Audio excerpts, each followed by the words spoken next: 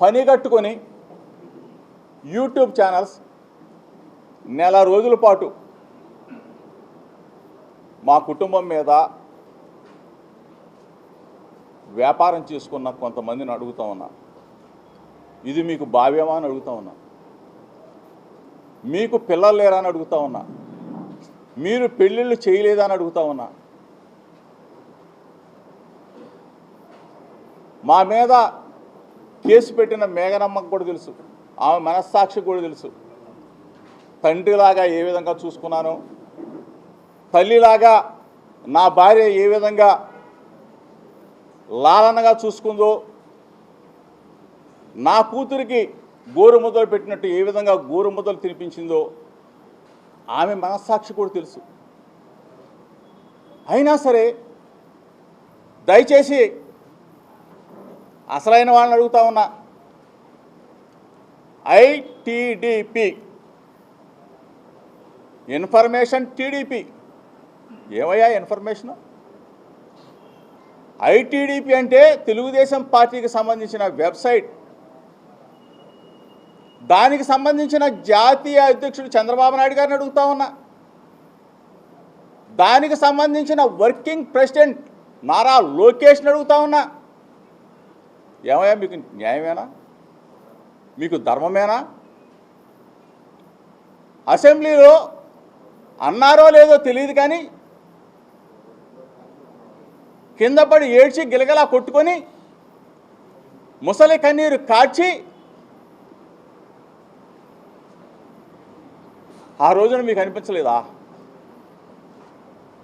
ఆ రోజున నా భార్య కూడా బాధపడిందే, అసెంబ్లీలో అన్నారని చెప్పేసి నన్ను కూడా నిలదీసిందే. ఇంత ఘోరంగానా? ఐటీడీపీ, మీ చెప్పు చేతల్లో ఉన్న ఐటీడీపీ చంద్రబాబు నాయుడు గారు, లోకేష్ సమాధానం చెప్పాలా. నెల రోజులు వ్యాపారం చేసేసారే, నెల రోజుల పాటు ఏ వీడియోలు సృష్టించారే, నెల రోజుల పాటు మా కుటుంబాన్ని మానసికంగా క్షోభకు గురి చేశారే. ఇది న్యాయమా?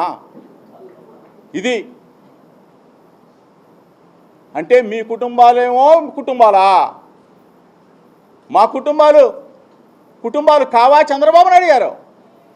నిన్నంటేనేమో అన్నారో లేదో తెలియదు గిలగలా కొట్టుకొని ఏడ్చి బయటకు వచ్చావే. మేము దయచేసి అడుగుతా ఉన్నా, ఐటీడీపీ ద్వారా వ్యాపారం చేశారే, ఐటీడీపీ ద్వారా తెలుగుదేశం పార్టీ ద్వారా కొన్ని ఛానల్స్ని హైయర్ చేసుకున్నావే. హైయర్ చేసుకొని నెల రోజుల పాటు పీఆర్పీ రేట్లు పెంచుకొని నా కుటుంబం మీద వ్యక్తిగతంగా వ్యాపారం చేసి అన్నం తింటున్న దుర్మార్గులను అడుగుతా ఉన్నా. రాజకీయంగా ఎదుర్కో, రాజకీయంగా రా. 2 సంవత్సరాల 3 నెలల పాటు నువ్వు అధికారంలోకి వస్తే, మొట్టమొదటి నువ్వు అధికారంలోకి వచ్చిన తర్వాత 2 నెలలకే నా కుమారుడు రాజీవ్ని అరెస్టు చేయించావే, జైల్లో పెట్టించావే. అయినా దడవలా. చంద్రబాబు నాయుడు ఇంటి దగ్గర ధర్నా చేశానని చెప్పేసి సుప్రీంకోర్టు దాకా వెళ్ళి జోగి రమేష్ని అరెస్టు చేయాలని చెప్పేసి తపన పడ్డావే. అయినా దడవలా. కల్తీ కేసు సృష్టించి 83 రోజుల పాటు నన్ను నా తమ్ముడు రాముని జైల్లో నిర్బంధించావే, 3 జైలు తిప్పావే. అయినా దడవలా. జైలు నుంచి బయటకు వచ్చా, మరలా ప్రజా సమస్యల మీద చంద్రబాబు నాయుడు ఇంటికి వస్తానని చెప్పా, దడవల. కానీ జోగి రమేష్ గొంతు నొక్కాలా. జోగి రమేష్ గొంతు నొక్కినా, పేక పిసికినా ఈ గొంతు ఆగదని చెప్పేసి చంద్రబాబు నాయుడికి, లోకేష్కి ఇద్దరికి చెప్తా ఉన్నా. దయచేసి చాలామంది మిత్రులు అనుకుంటారు, ఎందుకు జోగి రమేష్ చంద్రబాబు నాయుడిని లోకేష్ని టార్గెట్ చేశాడు, వాళ్ళ కుటుంబ విషయం కదా అని చెప్పి అనుకుంటారు. దయచేసి 2 రాష్ట్రాల తెలుగు ప్రజలు, ప్రపంచంలో ఉన్న తెలుగు ప్రజలందరూ కూడా గమనించాలి. ఇది ఒక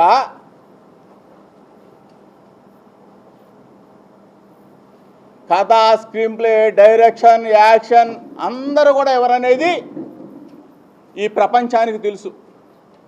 ఎఫ్ఐఆర్లో పొందుపరిచిన అంశాలన్నీ కూడా ఒక్కసారి మీరు దయచేసి మీడియా మిత్రులు రాష్ట్ర ప్రజలకి తెలియజెప్పండి. తెలుసు దాంట్లో ఉన్న విషయాల్ని. ఎక్కడికి వెళ్ళారు మీరు? ఏ విధంగా జరిగింది? ఈ కుట్రకోణం ఎక్కడి నుంచి వచ్చింది? జోగి రమేష్ని మానసికంగా శోభకు గురి చేయాలా, ఇతను గొంతు నొక్కేయాలా, జైల్లో పెట్టినా సరే, 83 రోజులు జైల్లో పెట్టినా సరే, ఆ జైల్లో పెట్టిన తర్వాత ఇంటి మీద దాడి చేసినా, యాసిడ్ దాడి చేసినా, బాంబులు వేసినా సరే ఇతని నోరు అదుపులో ఉండట్లేదు. ప్రజా సమస్యల మీద పోరాటం చేస్తూ ఉన్నాడు, ప్రశ్నిస్తున్నాడని చెప్పేసి ఈ విధంగా కుటుంబ పరంగా ఎవరిళ్లలో లేవయ్యా చంద్రబాబు నాయుడు?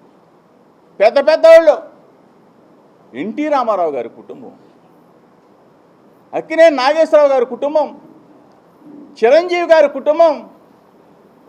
అంటే జోగి రమేష్ ఒక్కడే బలహీన వర్గాల్లో బలమైన వాడు. ఈ వీడు గొంతు నొక్కితే బీసీలందరూ అణగదొక్కబడతారని చెప్పేసి ఒక కుట్ర కోణంలో ఈ రోజుకి చెప్తా ఉన్నా. మేఘన నా కూతురుతో సమానం. రాజు మేఘన ఒకటవ్వాలనే ఈనాటికే కోరుకుంటాం.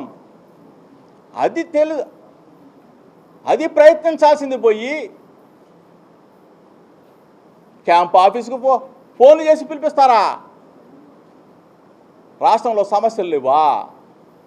రాష్ట్రంలో ఇంకా సమస్యలు లేవా చంద్రబాబు నాయుడు గారు? రాష్ట్రంలో సమస్యలు లేవా నారా లోకేష్? ఇది మరీ ముఖ్యంగా చెప్తా ఉన్నాం. స్థానిక శాసనసభ్యుడు కృష్ణప్రసాద్ ఏ రోజైనా వ్యక్తిగతంగా మిమ్మల్ని విమర్శించామా? రాజకీయంగా పోరాడడం తప్ప వ్యక్తిగతంగా కృష్ణప్రసాద్ని అడుగుతా ఉన్నా. నీ గురించి నీ పార్టీ వాళ్ళు కొన్ని వ్యక్తిగత విషయాలు ఇస్తానని చెప్తే ఒకటే చెప్పా, దమ్ముగా రాజకీయాలు చేస్తా జోగి రమేష్, దమ్ముగా ఉంటాడు, అంతేగాని వ్యక్తిగత విషయాల జోలికి వెళ్ళనని చెప్పా. మీ పార్టీ వాళ్ళు చాలామంది వీడియోలు పంపిస్తా ఉన్నారు, ఫోటోలు పంపిస్తా ఉన్నారు. ఓ నో, నా కుటుంబంలో ఒక సమస్య వస్తే వాళ్ళని మీరు ఒక్క వీడియో ప్లే చేస్తా దయచేసి. అంటే నేను చాలా వీడియోలు ఉన్నాయి, కానీ నేనేమి కొన్ని పరిధులు ఉన్నాయి కాబట్టి, నాకు కూడా మనస్సాక్షి ఉంది కాబట్టి 4 కాలాల పాటు ఆంధ్రప్రదేశ్ రాష్ట్రంలో రాజకీయాల్లో ఉండి ప్రజాసేవ చేయాలి కాబట్టి నా పార్టీకి సంబంధించిన మా నాయకుడి మీద బురదీశారు. మా లీడర్ జగన్మోహన్ రెడ్డి గారిని కూడా ట్రోల్ చేశారు. మా వైఎస్ఆర్ కాంగ్రెస్ పార్టీ కుటుంబ సభ్యులు జోగి రమేష్ తప్పు చేశాడేమో, జోగి రమేష్ కుటుంబం తప్పు చేసిందేమో అని చెప్పేసి మదనపడ్డారు. ఒకటే చెప్తా ఉన్నా, జోగి రమేష్ ఎప్పటికీ తప్పు చేయడు. మీ విలువల్ని, విశ్వాసాన్ని కాపాడుతాడు. ఎక్కడా కూడా పొరపాటు చేయడు. మనస్సాక్షి మీద ఒట్టి చెప్తా ఉన్నా, దేన్నైనా ఎదుర్కోవడానికి సిద్ధంగా ఉన్నాను. ఒక్క వీడియో ప్లే చేస్తాను, చాలా వీడియోలు ఉన్నాయి. దయచేసి నేను కృష్ణప్రసాద్ కూడా ఏమంటలా. కృష్ణప్రసాద్ అంటాడు నేను రాజీ చేయడానికి చూశాను, లేకపోతే అది చేయడం. దయచేసి నీకు దండం పెట్టి చెప్తా ఉన్నా, ఇటువంటి తప్పుడు పనులు మానుకో, తప్పుడు చేష్టలు మానుకో. నువ్వు చేసిందేంటో, నీ దుర్మార్గం ఏంటో, నీ ఆఫీస్కి వచ్చిన తర్వాత నీ ఆఫీస్ నుంచి ఎక్కడికి వెళ్ళారో, ఎఫ్ఐఆర్ ఎట్లా కట్టారో, ఏ విధంగా నువ్వు దుర్మార్గానికి ఒడిగట్టావో ఒక్క వీడియో సాక్షి చూపించరా.